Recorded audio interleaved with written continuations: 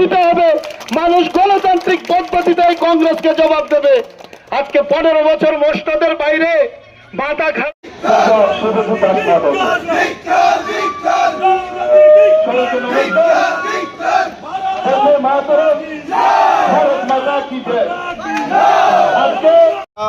কিছুদিন আগে দেখতে পাই বিহারে কংগ্রেসের নেতা অর্থাৎ যারা রাহুল গান্ধী এবং আরজেডির নেতা তারা আমাদের প্রধানমন্ত্রী নরেন্দ্র মোদীজির মাকে নিয়ে কুরুচিকর মন্তব্য করে।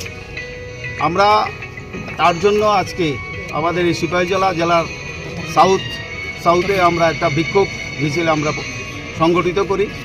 আমরা ধিক্কার জানাই এই মিছিল থেকে যে যশস্বী প্রধানমন্ত্রী ওনার মা আজকে বেঁচে নেই, ওনার মা কোনোদিন রাজনীতি করে না, কিন্তু মাকে নিয়ে এরকম কুরুচিকর মন্তব্য করার প্রতিবাদে আমরা আজকে এই সিপাহীজলা সাউথে আমরা ভিক্ষার সভা করি।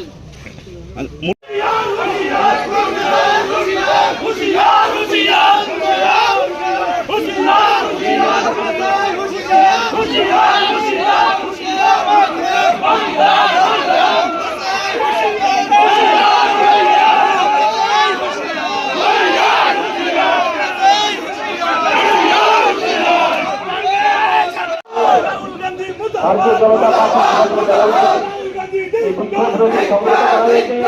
আমাদের দেশের